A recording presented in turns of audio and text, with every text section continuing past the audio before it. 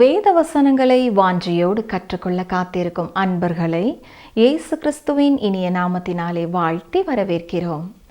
நாம் கடந்த நிகழ்ச்சியிலே 12ஆம் அதிகாரம் முழுவதையும் கற்றுக்கொண்டோம். அந்த பகுதியிலே நாம் தேவன் தம் ஜனங்களுடைய சரீரத்திற்கடுத்த காரியங்களை குறித்தும் கரிசனை உள்ளவராக இருக்கிறார் என்றும், ஒரு பெண் பாவியான ஒரு குழந்தையை பெற்றெடுப்பதினாலே அவள் இரட்சிப்பை இழந்து போகவில்லை என்பதை குறித்தும் கற்றுக்கொண்டோம். இன்று நாம் லேவியராகமம் 13ஆம் அதிகாரம் முதல் 8 வசனங்களை கற்றுக்கொள்ள இருக்கிறோம்.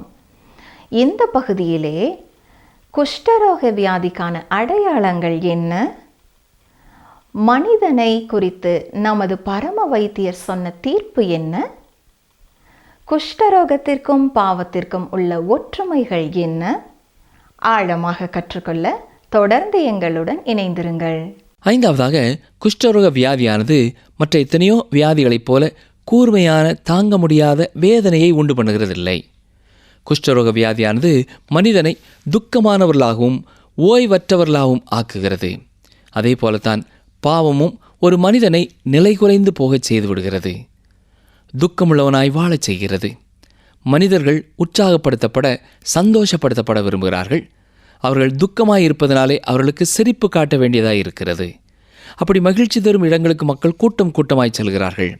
அப்படிப்பட்ட இடங்களிலே கூட துக்கம் நிறைந்த முகங்களையும் சமாதானம் இழந்த கண்களையும் தான் நீங்கள் காணலாம். அருமையானவர்களே, குஷ்டரோக வியாதியானதும் எந்த ஒரு உணர்ச்சியும் ஒரு நிலைமைக்கு மனிதனை கொண்டு சென்று விடுகிறது. எபேசியர் 4ஆம் அதிகாரம் 19ஆம் வசனத்திலே, உணர்வில்லாதவர்களாய் சகலவித அசுத்தங்களையும் ஆவலோடே நடப்பிக்கும்படி தங்களை காம விகாரத்திற்கு ஒப்பு கொடுத்திருக்கிறார்கள் என்று சொல்கிறார். ஒரு துக்கமான ஆனால் திருப்தியான ஒரு நிலைமைக்குள்ளே கடந்து சென்று விடுகிறார்கள். 1 தீமோத்தேயு 4:1 பாருங்கள். பிற்காலத்திலே மனசாட்சி சூடுண்ட பொய்யருடைய மாயத்தினாலே சிலர் என்று சொல்லுகிறார். சரி, 6வதாக, குஷ்டரோக வியாதியானது பரம்பரையானது என்று எண்ணப்பட்டது. அது உண்மையோ இல்லையோ, ஆனால் பாவம் பரம்பரையானது. ஒவ்வொரு பாவிகள் மூலமாயும் உலகத்திலே பிறக்கும் பிள்ளைகளும் பாவிகளாகவே இருக்கிறார்கள். மனோதத்துவ நிபுணர் ஒருவர் சொல்லும் பொழுது, மனிதனின் இயற்கையான ஒழுக்க நிலை முன்னேற்றப்படுத்தப்படக்கூடியது என்று சொல்கிறார். ஆனால் சந்ததி சந்ததியாக கிறிஸ்தவ சமுதாயத்திலும் காணப்படக்கூடிய காரியம் என்னவென்றால், இயற்கையான மனிதனின் ஒழுக்க நெறி கேடு கெட்டது. பிரியமானவர்களே, தேவனுடைய செயலாற்றல் மூலமாக மனிதனுடைய இயற்கை சுபாவத்திற்கு பதிலாக வேறொரு புதிய சுபாவம் அவனுக்கு கொடுக்கப்படுகிறது. 7வதும் இறுதியுமாக, குஷ்டரோக வியாதியும் பாவமும் மனிதனை தேவனை விட்டு பிரிக்கிறதா இருக்கிறது.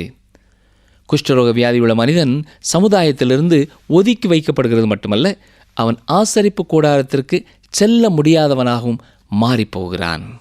அருமையானவர்களே, நாம் நினைவிலே கொள்ள வேண்டிய ஒரு காரியம், தேவன் பரிசுத்தராயிருக்கிறார். அவரே நீதிக்கும் பரிசுத்தத்திற்கும் மூல காரணர். எனவே குஷ்டரோக வியாதியானது பாவத்தை குறித்த ஒரு அடையாளமாய் இருக்கிறது. ஏசாயா 59:2 நாம் வாசிப்பது என்ன? உங்கள் அக்கிரமங்களே உங்களுக்கும் உங்கள் தேவனுக்கும் நடுவாக பிரிவினை உண்டாக்குகிறது. உங்கள் பாவங்களே அவர் உங்களுக்கு செவி கொடாதபடிக்கு அவருடைய முகத்தை உங்களுக்கு மறைக்கிறது என்று சொல்கிறார்.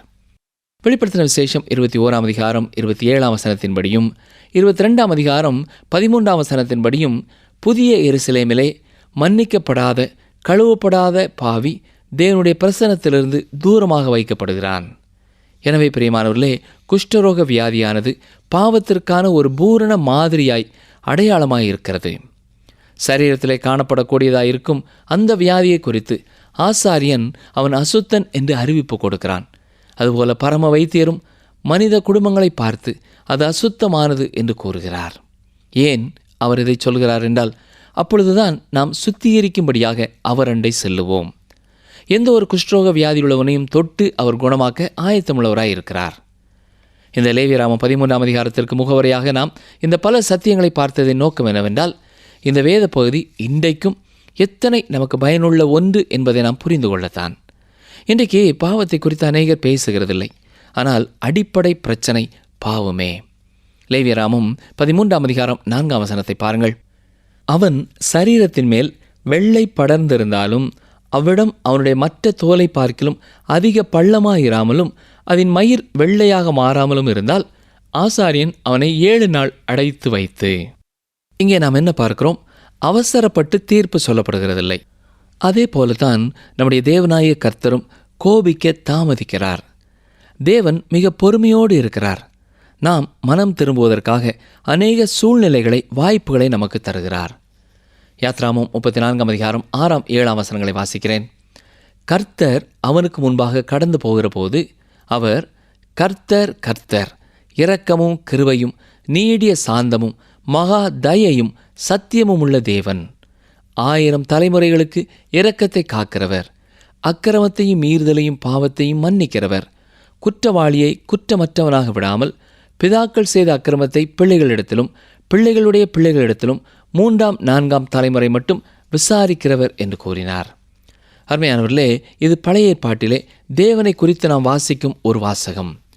புதிய ஏற்பாட்டிலே அவரை குறித்து நாம் பார்ப்பது என்ன? 2 பேதுரு 3 வசனத்திலே, தாமதிக்கிறார் என்று சிலர் எண்ணுகிறபடி கர்த்தர் தமது வாக்குத்தத்தத்தை குறித்து தாமதமாயிராமல் ஒருவரும் கெட்டுப்போகாமல் எல்லாரும் மனம் திரும்ப வேண்டுமென்று விரும்பி நம்மேல் நீடிய பொறுமை உள்ளவராயிருக்கிறார். அருமையானவர்களே, லேவி ராமத்திலே நாம் வாசித்தது போல அவன் மேலே பொறுமையாய் இருந்தபடினாலே 7 நாள் தனியாக அவனை அடைத்து வைக்கிறார்கள். அது குஷ்டரோக வியாதி என்று எண்ணுகிறான். இருந்தாலும் பொறுமையோடு இருக்கிறான். அதே போலத்தான் பாவமான வியாதியை குறித்தும் தேவன் பொறுமையாய் இருக்கிறார். ரோமர் 11 வசனத்திலே, எல்லார் மேலும் இரக்கமாய் இருக்கத்தக்கதாக தேவன் எல்லாரையும் கீழ்ப்படியாமைக்குள்ளே அடைத்து போட்டார் என்று வாசிக்கிறோம். மற்றும் ஒரு வசனத்தையும் நாம் கவனிக்க வேண்டும். கலாத்தியர் 3:22, அப்படி இராதபடியால் இயேசு கிறிஸ்துவை பற்றும் விசுவாசத்தினாலே பலிக்கிற வாக்குத்தத்தம் விசுவாசம் உள்ளவர்களுக்கு அளிக்கப்படும்படி வேதம் எல்லாரையும் ஏகமாய் பாவத்தின் கீழ் அடைத்து போட்டது.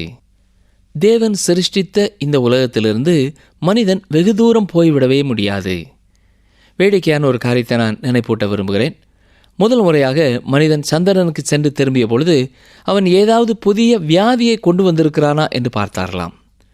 தேவன் நம்மேல் கிருபை பாராட்டத்தக்கதாக இந்த பூமியிலே நம்மை வைத்து அவர் காப்பாற்றி வருகிறார். லேவியராகமம் 13 5 வசனம், 7ஆம் நாளில் அவனை பார்க்க கடவன், தோலில் ரோகம் அதிகப்படாமல் அவன் பார்வைக்கு ரோகம் நின்றிருந்தால் ஆசாரியன் 2ஆம் தரம் அவனை 7 நாள் அடைத்து வைத்து. 7 நாளுக்கு பிறகு ஆசாரியன் சோதிக்கிறான். திட்டவட்டமாக முன்னேற்றம் காணப்படுகிறது என்று அறிவானானால் மீண்டும் 7 நாட்கள் அடைத்து வைக்க வேண்டும். எந்த விதமான அவசரப்பட்டும் ஆத்திரப்பட்டும் தீர்ப்பு செய்யப்படுகிறதில்லை. இந்த காரியத்திலிருந்து நாமும் ஒரு பாடத்தை கற்றுக்கொள்ள வேண்டும். எந்த ஒரு சகோதரனையோ சகோதரியையோ குறித்து நாம் சீக்கிரமாக அவசரப்பட்டு தீர்ப்பு சொல்லக்கூடாது. குறிப்பாக மற்றொரு விசுவாசியின் மேலே பொய்யாக குற்றம் சாட்டுவது மிக ஆபத்தான ஒன்று. அப்போஸ்தலனாகிய பவுல் தீமோத்தேயுக்கு எழுதும் பொழுதும் 1 தீமோத்தேயு 5:19 மூப்பனானவனுக்கு விரோதமாக ஒருவன் செய்யும் பிராதை 2-3 சாட்சிகள் இல்லாமல் நீ ஏற்றுக்கொள்ளக்கூடாது என்று சொல்கிறார். அது மட்டுமல்ல, கடைசி காலங்களிலே ஒருவருக்கொருவர் விரோதமாய் பொய்யாய் குற்றப்படுத்துவார்கள் என்பதையும் வேதம் நமக்கு தெளிவாய் சொல்கிறது. போதகர் ஒருவர் இதை குறித்து தனது சபையிலே அறிவிப்பு கொடுத்திருந்தார். சபையின் மூப்பர் யாரையாவது குறித்து பிராது சொல்ல வேண்டுமென்றால் அந்த மூப்பரும் போதகரோடு இருக்கும் பொழுது வந்து நேரடியாக அதை குறித்து சொல்ல வேண்டும் என்று அறிவிப்பு கொடுத்திருந்தார். அவருடைய 20 ஆண்டு கால ஊழியத்திலே ஒரே ஒரு முறைதான் ஒரு மூப்பருக்கு விரோதமான ஒரு குற்றச்சாட்டு வந்ததாம். சரி, லேவியராகமம் 13 6 வசனத்தை வாசிக்கிறேன். 2ஆம் தரம் அவனை 7ஆம் நாளில் பார்க்க கடவன், தோலில் ரோகம் அதிகப்படாமல் சுருங்கி இருந்தால் ஆசாரியன் அவனை சுத்தமுள்ளவன் என்று தீர்க்க கடவன். அது அசரு. அவன் தன் வஸ்திரங்களை தோய்த்து சுத்தமாயிருப்பானாக. கவனித்தீர்களா? 17 நாட்கள் அவன் தோலில் இருந்து அந்த வியாதி பரவாமல் இருக்கும் என்றால், அது சொஸ்தமாகும் என்றால் உண்மையாகவே அது குஷ்டரோகம் அல்ல. எனவே அவன் சுத்தமுள்ளவன் என்று ஆசாரியன் தீர்ப்பு சொல்ல வேண்டும். அப்படிப்பட்ட ஒருவனை குடும்பத்தின் அங்கத்தினர்கள் மத்தியிலிருந்து பிரிக்கக்கூடாது. அவன் சுத்தமானவன். மீண்டும் அவன் வீட்டிற்கு திரும்பலாம். ஞாபகம் இருக்கிறதா? குஷ்டரோக வியாதியோடு இயேசுவண்டை வந்த அவனை இயேசு தொட்டு குணமாக்கினார்.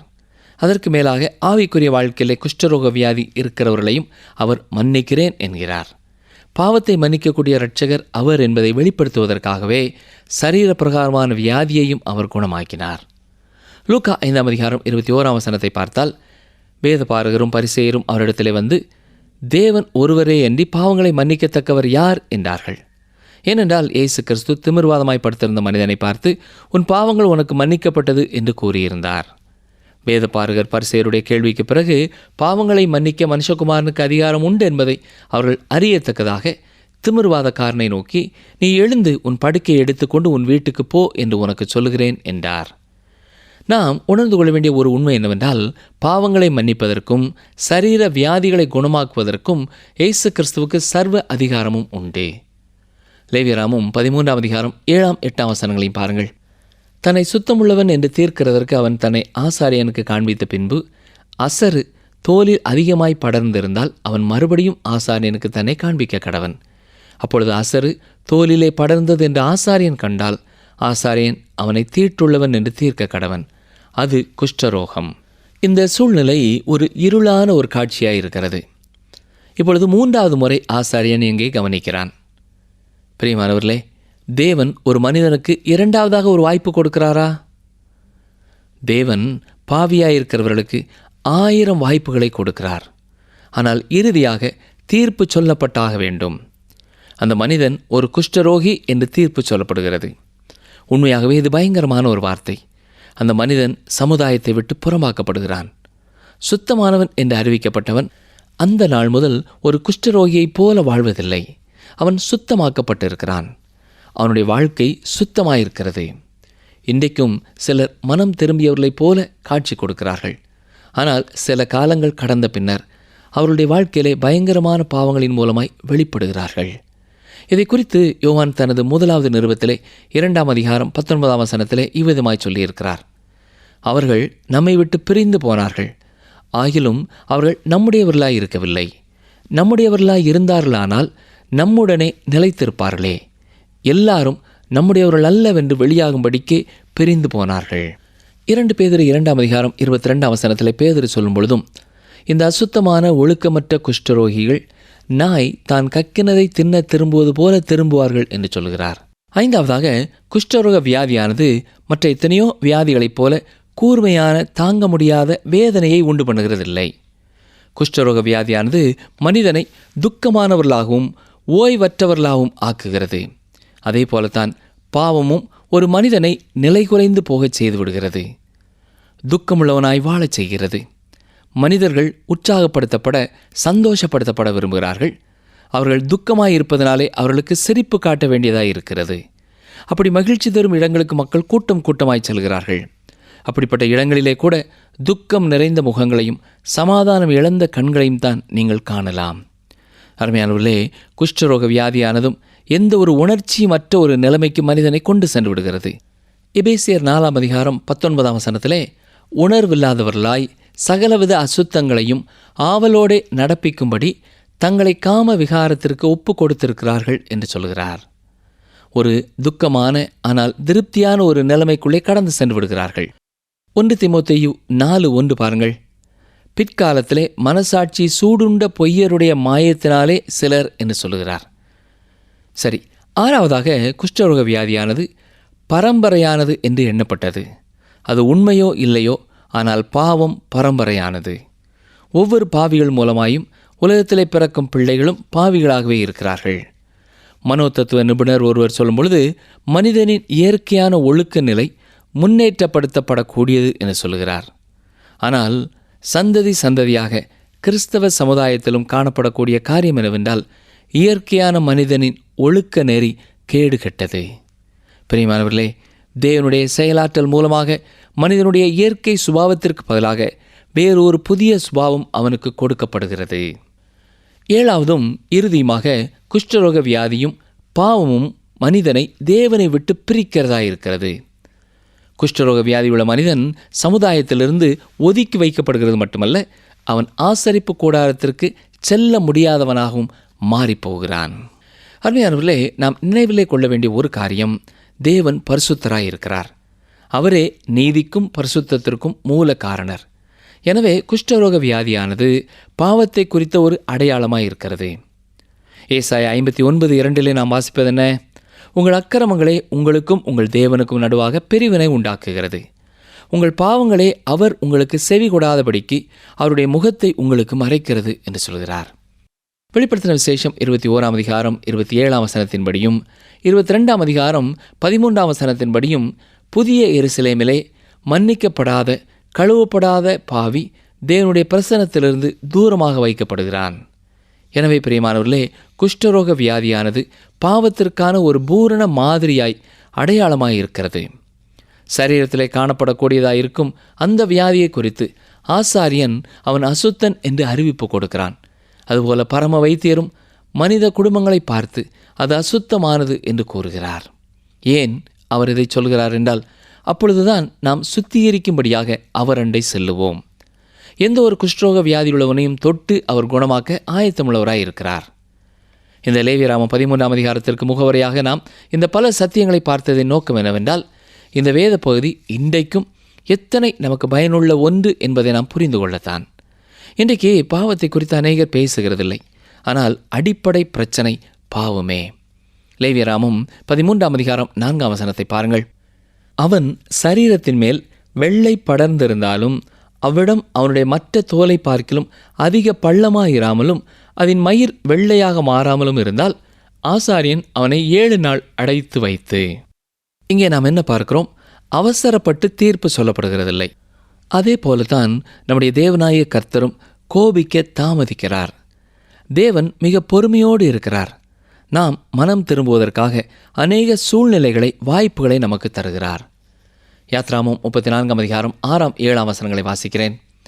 கர்த்தர் அவனுக்கு முன்பாக கடந்து போகிற போது அவர், கர்த்தர் கர்த்தர், இரக்கமும் கிருபையும் நீடிய சாந்தமும் மகா தயையும் சத்தியமும் உள்ள தேவன், 1000 தலைமுறைகளுக்கு இரக்கத்தை காக்கிறவர், அக்கிரமத்தையும் மீறுதலையும் பாவத்தையும் மன்னிக்கிறவர், குற்றவாளியை குற்றமற்றவனாக விடாமல் பிதாக்கள் செய்த அக்கிரமத்தை பிள்ளைகளிடத்திலும் பிள்ளைகளுடைய பிள்ளைகளிடத்திலும் 3ஆம் 4ஆம் தலைமுறை மட்டும் விசாரிக்கிறவர் என்று கூறினார்.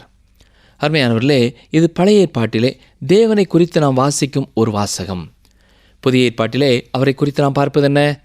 2 பேதுரு 3ஆம் அதிகாரம் 9ஆம் வசனத்திலே, தாமதிக்கிறார் என்று சிலர் எண்ணுகிறபடி கர்த்தர் தமது வாக்குத்தத்தத்தை குறித்து தாமதமாயிராமல் ஒருவரும் கெட்டுப்போகாமல் எல்லாரும் மனம் திரும்ப வேண்டுமென்று விரும்பி நம்மேல் நீடிய பொறுமை உள்ளவராயிருக்கிறார். அருமையானவர்களே, லேவியராமத்திலே நாம் வாசித்தது போல அவன் மேலே பொறுமையாய் இருந்தபடினாலே 7 நாள் தனியாக அவனை அடைத்து வைக்கிறார்கள். அது குஷ்டரோக வியாதி என்று எண்ணுகிறான். இருந்தாலும் பொறுமையோடு இருக்கிறான். அதே போலத்தான் பாவமான வியாதியை குறித்தும் தேவன் பொறுமையாய் இருக்கிறார்.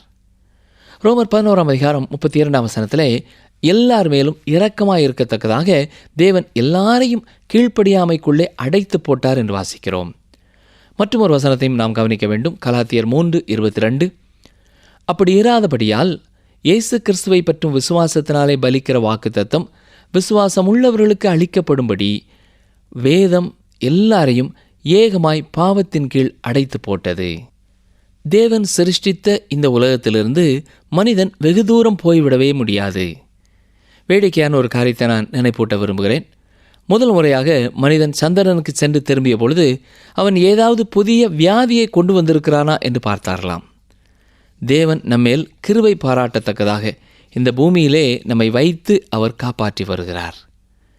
லேவியராமம் 13ஆம் அதிகாரம் 5ஆம் வசனம், 7ஆம் நாளில் அவனை பார்க்க கடவன், தோலில் ரோகம் அதிகப்படாமல் அவன் பார்வைக்கு ரோகம் நின்றிருந்தால் ஆசாரியன் 2ஆம் தரம் அவனை 7 நாள் அடைத்து வைத்து. 7 நாளுக்கு பிறகு ஆசாரியன் சோதிக்கிறான். திட்டவட்டமாக முன்னேற்றம் காணப்படுகிறது என்று அறிவானானால் மீண்டும் 7 நாட்கள் அடைத்து வைக்க வேண்டும். எந்த விதமான அவசரப்பட்டும் ஆத்திரப்பட்டும் தீர்ப்பு செய்யப்படுகிறதில்லை. இந்த காரியத்திலிருந்து நாமும் ஒரு பாடத்தை கற்றுக்கொள்ள வேண்டும். எந்த ஒரு சகோதரனையோ சகோதரியையோ குறித்து நாம் சீக்கிரமாக அவசரப்பட்டு தீர்ப்பு சொல்லக்கூடாது. குறிப்பாக மற்றொரு விசுவாசியின் மேலே பொய்யாக குற்றம் சாட்டுவது மிக ஆபத்தான ஒன்று. அப்போஸ்தலனாகிய பவுல் தீமோத்தேயுக்கு எழுதும் பொழுதும் 1 தீமோத்தேயு 5:19 மூப்பனானவனுக்கு விரோதமாக ஒருவன் செய்யும் பிராதை 2-3 சாட்சிகள் இல்லாமல் நீ ஏற்றுக்கொள்ளக்கூடாது என்று சொல்கிறார். அது மட்டுமல்ல, கடைசி காலங்களிலே ஒருவருக்கொருவர் விரோதமாய் பொய்யாய் குற்றப்படுத்துவார்கள் என்பதையும் வேதம் நமக்கு தெளிவாய் சொல்கிறது. போதகர் ஒருவர் இதை குறித்து தனது சபையிலே அறிவிப்பு கொடுத்திருந்தார். சபையின் மூப்பர் யாரையாவது குறித்து பிராது சொல்ல வேண்டுமென்றால் அந்த மூப்பரும் போதரோடு இருக்கும் பொழுது வந்து நேரடியாக அதை குறித்து சொல்ல வேண்டும் என்று அறிவிப்பு கொடுத்திருந்தார். அவருடைய 20 ஆண்டு கால ஊழியத்திலே ஒரே ஒரு முறைதான் ஒரு மூப்பருக்கு விரோதமான ஒரு குற்றச்சாட்டு வந்ததாம். சரி, லேவியராமம் 13ஆம் அதிகாரம் 6ஆம் வசனத்தை வாசிக்கிறேன். 2ஆம் தரம் அவனை 7ஆம் நாளில் பார்க்க கடவன். தோலில் ரோகம் அதிகப்படாமல் சுருங்கி இருந்தால் ஆசாரியன் அவனை சுத்தமுள்ளவன் என்று தீர்க்க கடவன். அது அசரு. அவன் தன் வஸ்திரங்களை தோய்த்து சுத்தமாயிருப்பானாக. கவனித்தீர்களா?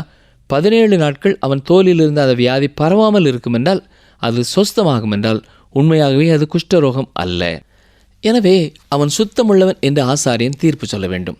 அப்படிப்பட்ட ஒருவனை குடும்பத்தின் அங்கத்தினர்கள் மத்தியிலிருந்து பிரிக்கக்கூடாது. அவன் சுத்தமானவன். மீண்டும் அவன் வீட்டிற்கு திரும்பலாம். ஞாபகம் இருக்கிறதா? குஷ்டரோக வியாதியோடு இயேசுவண்டை வந்த அவனை இயேசு தொட்டு குணமாக்கினார். அதற்கு மேலாக ஆவிக்குரிய வாழ்க்கையிலே குஷ்டரோக வியாதி இருக்கிறவர்களையும் அவர் மன்னிக்கிறேன் என்கிறார். பாவத்தை மன்னிக்கக்கூடிய இரட்சகர் அவர் என்பதை வெளிப்படுத்துவதற்காகவே சரீர பிரகாரமான வியாதியையும் அவர் குணமாக்கினார். லூக்கா 5ஆம் அதிகாரம் 21ஆம் வசனத்தை பார்த்தால், வேத பாரகரும் பரிசேயரும் அவரிடத்திலே வந்து, தேவன் ஒருவரே அன்றி பாவங்களை மன்னிக்கத்தக்கவர் யார் என்றார்கள். ஏனென்றால் இயேசு கிறிஸ்து திமிர்வாதமாய் படுத்திருந்த மனிதனை பார்த்து, உன் பாவங்கள் உனக்கு மன்னிக்கப்பட்டது என்று கூறியிருந்தார். வேத பாரகர் பரிசேயருடைய கேள்விக்கு பிறகு பாவங்களை மன்னிக்க மனுஷகுமாரனுக்கு அதிகாரம் உண்டு என்பதை அவர்கள் அறியத்தக்கதாக திமிர்வாதக்காரனை நோக்கி, நீ எழுந்து உன் படுக்கையை எடுத்துக்கொண்டு உன் வீட்டுக்கு போ என்று உனக்கு சொல்லுகிறேன் என்றார். நாம் உணர்ந்து கொள்ள வேண்டிய ஒரு உண்மை என்னவென்றால், பாவங்களை மன்னிப்பதற்கும் சரீர வியாதிகளை குணமாக்குவதற்கும் இயேசு கிறிஸ்துவுக்கு சர்வ அதிகாரமும் உண்டு. லேவியராமம் 13ஆம் அதிகாரம் 7ஆம் 8ஆம் வசனங்களையும் பாருங்கள். தன்னை சுத்தமுள்ளவன் என்று தீர்க்கிறதற்கு அவன் தன்னை ஆசாரியனுக்கு காண்பித்த பின்பு அசரு தோலில் அதிகமாய் படர்ந்திருந்தால் அவன் மறுபடியும் ஆசாரியனுக்கு தன்னை காண்பிக்க கடவன். அப்பொழுது அசரு தோலிலே படர்ந்தது என்று ஆசாரியன் கண்டால் ஆசாரியன் அவனை தீட்டுள்ளவன் என்று தீர்க்க கடவன். அது குஷ்டரோகம். இந்த சூழ்நிலை ஒரு இருளான ஒரு காட்சியாக இருக்கிறது. இப்பொழுது 3வது முறை ஆசாரியன் எங்கே கவனிக்கிறான். பிரியமானவர்களே, தேவன் ஒரு மனிதனுக்கு 2வதாக ஒரு வாய்ப்பு கொடுக்கிறாரா? தேவன் பாவியாயிருக்கிறவர்களுக்கு 1000 வாய்ப்புகளை கொடுக்கிறார். ஆனால் இறுதியாக தீர்ப்பு சொல்லப்பட்டாக வேண்டும். அந்த மனிதன் ஒரு குஷ்டரோகி என்று தீர்ப்பு சொல்லப்படுகிறது. உண்மையாகவே இது பயங்கரமான ஒரு வார்த்தை. அந்த மனிதன் சமுதாயத்தை விட்டு புறம்பாக்கப்படுகிறான். சுத்தமானவன் என்று அறிவிக்கப்பட்டவன் அந்த நாள் முதல் ஒரு குஷ்டரோகியைப் போல வாழ்வதில்லை. அவன் சுத்தமாக்கப்பட்டிருக்கிறான். அவனுடைய வாழ்க்கை சுத்தமாயிருக்கிறது. இன்றைக்கும் சிலர் மனம் திரும்பியவர்களைப் போல காட்சி கொடுக்கிறார்கள். ஆனால் சில காலங்கள் கடந்த பின்னர் அவருடைய வாழ்க்கையிலே பயங்கரமான பாவங்களின் மூலமாய் வெளிப்படுகிறார்கள். இதை குறித்து யோவான் தனது 1வது நிருபத்திலே 2ஆம் அதிகாரம் 19ஆம் வசனத்திலே இவ்விதமாய் சொல்லியிருக்கிறார். அவர்கள் நம்மை விட்டு பிரிந்து போனார்கள், ஆகிலும் அவர்கள் நம்முடையவர்களாய் இருக்கவில்லை. நம்முடையவர்களாய் இருந்தார்களானால் நம்முடனே நிலைத்திருப்பார்களே. எல்லாரும் நம்முடையவர்கள் அல்லவென்று வெளியாகும்படிக்கே பிரிந்து போனார்கள். 2 பேதுரு 2ஆம் அதிகாரம் 22ஆம் வசனத்திலே பேதுரு சொல்லும் பொழுதும், இந்த அசுத்தமான ஒழுக்கமற்ற குஷ்டரோகிகள் நாய் தான் கக்கினதை தின்ன திரும்புவது போல திரும்புவார்கள் என்று சொல்கிறார். நிகழ்ச்சியை கேட்ட எனக்கு அருமையான சகோதரனை சகோதரியே, பாவமும் ஒரு குஷ்டரோகத்தை போன்றது என்பதை இன்று நாம் கற்றுக்கொண்டோம். அது கொஞ்சம் கொஞ்சமாக படர்ந்து முழு வாழ்க்கையையும் சீரழித்துவிடும்.